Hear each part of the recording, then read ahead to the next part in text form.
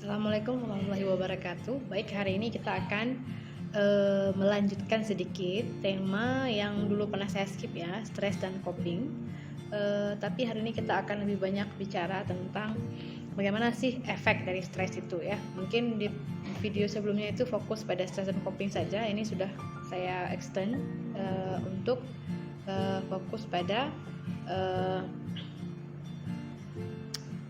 efek reaksi fisiologis ya.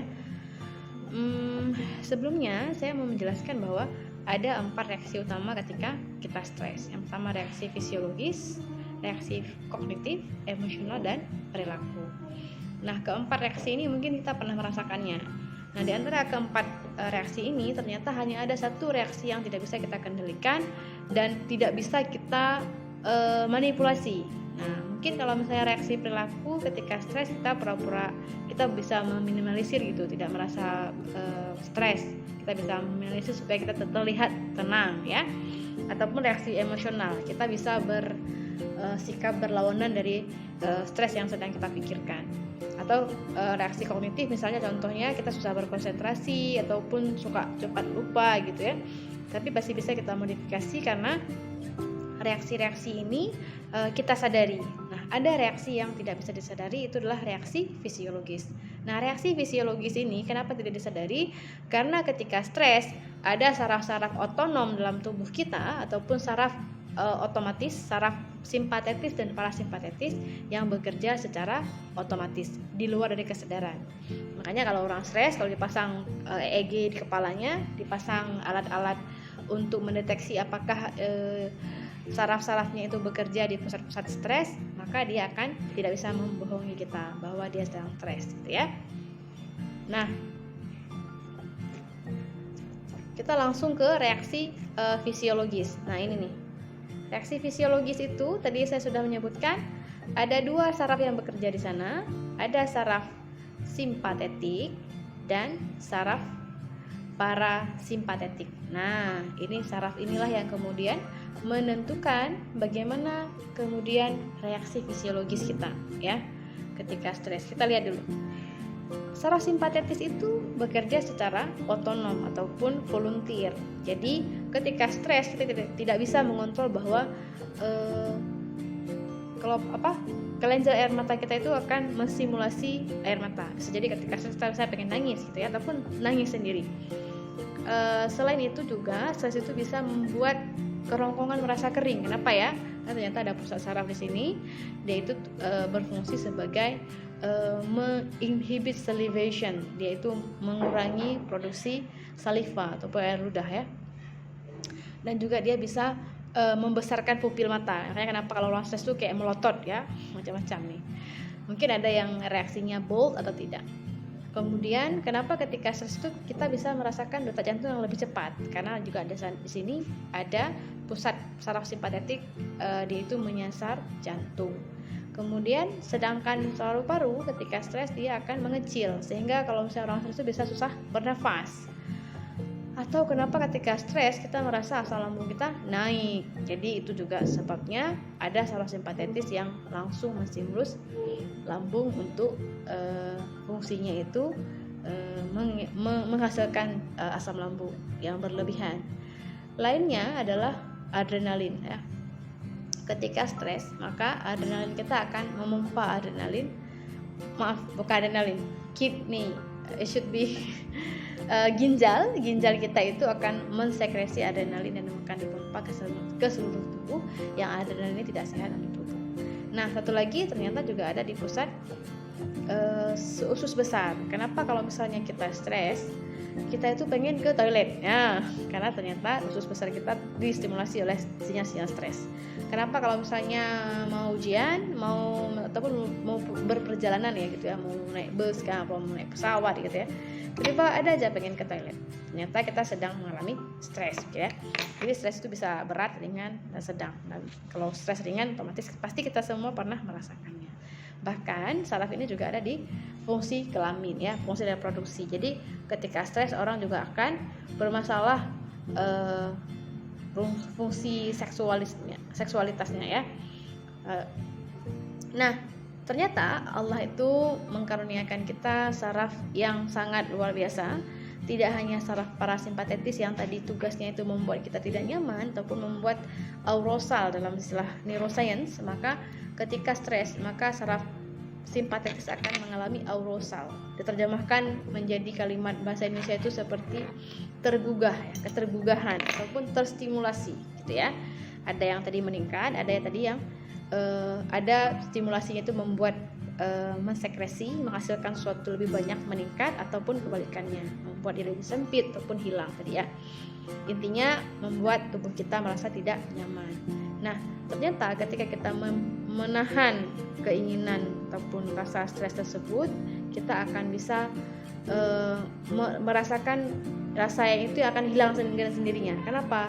Karena ada saraf parasimpatetis yang akan menurunkan ataupun meng-cooling down ya ketergugahan tadi. Jadi ketergugahan itu ketika dia kita pertahankan dalam kondisi tertentu, dalam waktu tertentu, dia akan hilang ya. Ketergugahan itu akan dinormalkan oleh saraf parasimpatetis ya. Apa kerjanya? Ketika tadi simpatetis itu mengkonstruksi pupil menjadi besar dan kemudian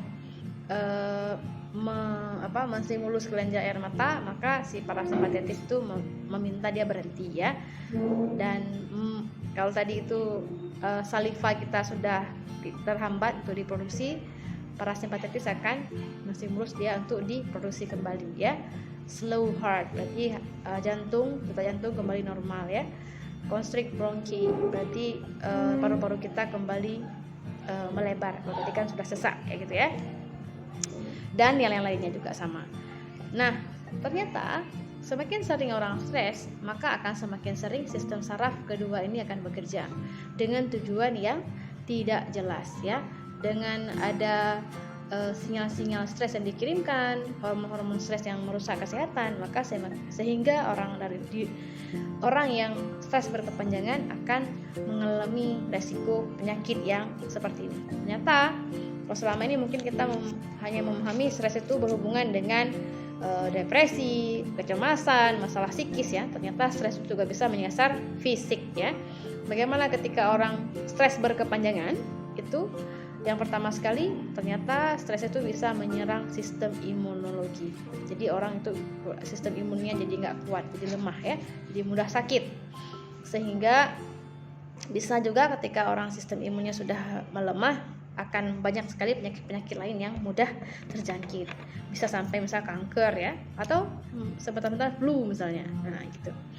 Ya, tapi ada juga yang alergi, beda ya. Kalau ini yang disebabkan karena stres.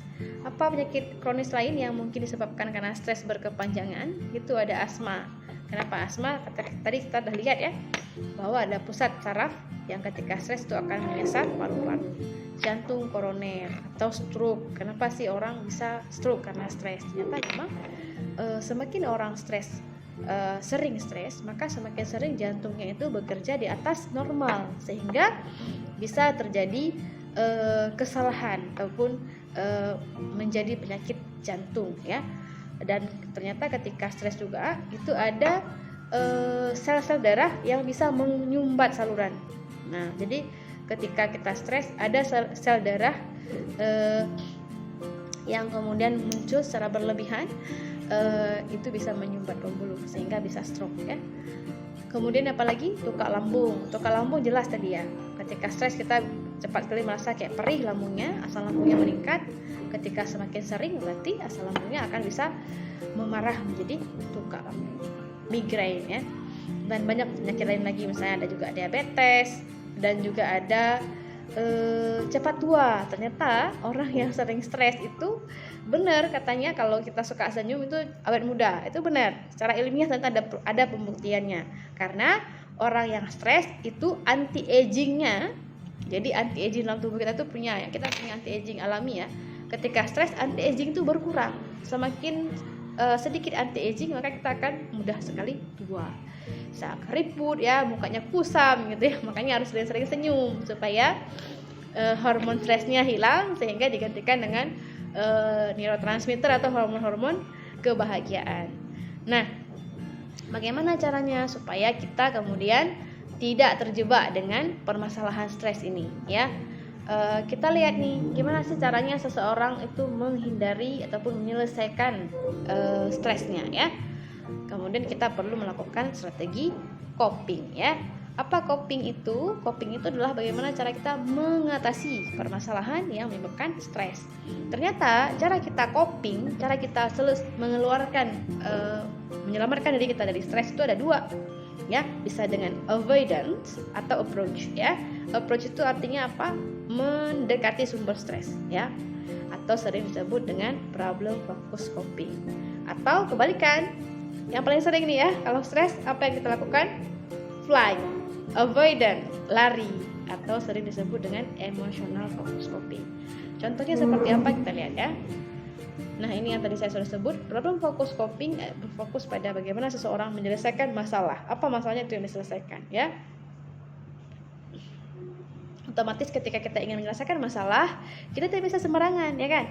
Ketika ada sumber yang membuat kita stres, apakah itu konflik dengan teman, apakah itu masalah dengan dosen, nggak puas dengan nilai, segala macam, permasalahan dengan orang tua dan lain-lainnya, maka kita akan untuk problem focus coping kita perlu 3 tahap supaya menyelesaikan masalah dari stres tersebut ya. Yang pertama kita akan caution, kita akan hati-hati bagaimana ya cara yang tepat untuk bisa masalahnya selesai. Yang kedua kita akan mencari aksi instrumental, kita cari medianya. Bagaimana ya media yang bisa membantu saya supaya menyelesaikan masalah ini? Apakah saya akan, kalau itu masalah personal dengan manusia, apakah saya akan langsung berbicara dengan orangnya yang salah paham misalnya tadi kan? Ataupun saya teks dulu pakai WhatsApp, ataupun saya mau telepon aja ya, atau kirim voice note ya gitu ya.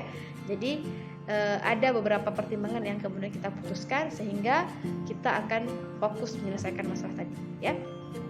Atau ada juga misalnya media instrumental itu cari mediator. Kayaknya ini lagi punya masalah dengan si A, terus kalau saya yang langsung ngomong tambah runyam masalahnya, akhirnya aksinya apa? Nyari orang ketiga penengah ya. Cobalah ngomong sebentar supaya salah paham kami selesai ya. Nah setelah itu baru ada level terakhir adalah negosiasi. Negosiasi itu apa? Kita kemudian bermusyawarah, bernegosiasi dengan sumber tadi permasalahan sehingga masalah itu selesai. Kalau itu bermasalahan dengan diri sendiri, kemudian juga ada self negotiation ya. Setelah menyelesaikan masalah, kemudian negosiasi dengan si orangnya, negosiasi dengan masalahnya, juga bisa kemudian menenangkan diri dengan negosiasi dengan diri sendiri ya. Nah, yang kedua ada emotional focus coping. Instead of daripada saya susah menyelesaikan masalahnya, mending saya tenangkan diri aja dulu. Nah itu berarti sedang melakukan emotional focus coping ya, strategi menyelesaikan masalah pada emosi. Nah ketika kita fokus menenangkan emosi kita, bukan fokus pada menyelesaikan masalahnya, berarti kita sedang melakukan emotional focus coping. Ada berapa macam? Ada 4 macam ya. Ini hanya contoh-contoh saja. Bisa jadi ketika kita stres, apa yang kita lakukan supaya kita tenang? Lari dari masalah ya. Lalu nanti ada juga istilahnya ketika stres, reaksi manusia itu akan melakukan 2 reaksi, flight or fight. Flight itu apa? Lari ya, escaping. Yang kedua minimization, kita mencoba melihat masalah itu lebih kecil daripada masalahnya. Jadi kayak meminimalisir gitu ya, memperkecil, melihat masalah itu menjadi lebih kecil. Atau sering juga ketika ada masalah kita cenderung menyelesaikannya dengan menyalahkan diri sendiri supaya tenang. Ya udahlah, ini kayaknya masalahnya memang salah gitu ya, memang salah saya sendiri. Nah yang terakhir ini mungkin paling sering kita lakukan, dan ini mungkin cenderung lebih baik ya, mencari makna ataupun mencari hikmah. Dalam Islam juga kita sering mendengar istilah kalau misalnya ada ujian pasti ada hikmahnya, sehingga ketika ada masalah yang membuat kita stres, kita cenderung akan nyari apa ya hikmahnya, apa ya lesson learn-nya, apa yang bisa saya pelajari dari masalah ini. Jadi seperti itu ya. Ini bagian dari flight atau fight yang tadi saya sudah sebut ya. Sama nih bahasa Inggrisnya, hanya beda-beda kata-katanya saja.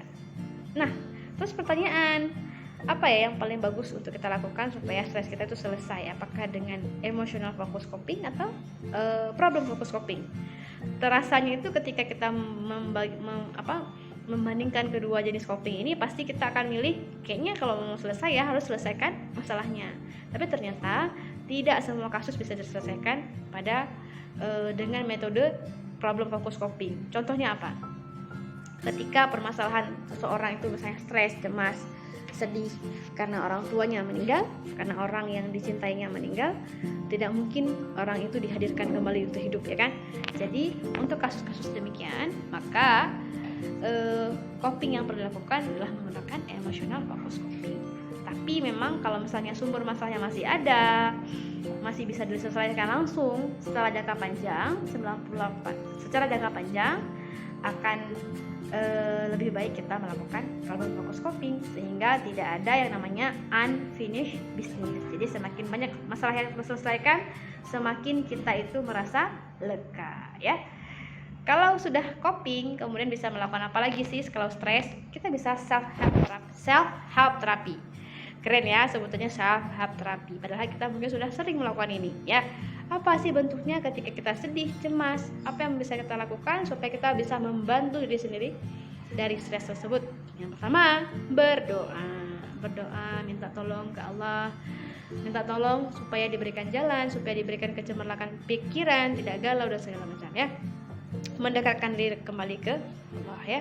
Yang kedua, rekreasi. Bisa juga kita jalan-jalan, ya. Rekreasi nggak perlu mahal-mahal, ya kan. Rekreasi misalnya menikmati sunset saja itu di belakang rumah gitu, ya, itu juga masuk ke rekreasi. Ataupun hanya sekedar jalan yang suka pantai, mungkin jalan di pantai segala macam, ya, dekat-dekat saja. Kemudian relaksasi juga bisa dilakukan untuk self help, ya. Kemudian juga ada istilah-istilah dalam bentuk psikoterapi, ya. Salah satunya ada EFT. EFT itu apa? Emotional Freedom Therapy. Ini contoh saja, ya, beberapa. Kenapa EFT itu self help? Karena kalau misalnya kita sudah belajar, kita bisa praktekkan sendiri. Nah, tapi ini harus belajar dulu, ya, EFT itu bagaimana. Kalau tidak selesai, ketika tidak mampu, baru kita melakukan psikoterapi, mencari profesional, ya. Baru kemudian kita mencari dukungan profesional supaya kita meminta pertolongan, ya, meminta pertolongan ke profesional supaya stres kita tadi selesai ataupun hilang. Ketika kita akan menemui profesional, akan diberikan apa? Bisa jadi ada psikoterapi dengan pendekatan psikoanalisa, behavior, kognitif, humanistik, transpersonal, dan macam-macam lainnya, ya. Jadi itu singkat saja mengenai long term effect ataupun reaksi stres, effect, dan coping yang mudah-mudahan bisa melengkapi video sebelumnya. Oke, terima kasih semuanya. Assalamualaikum warahmatullahi wabarakatuh.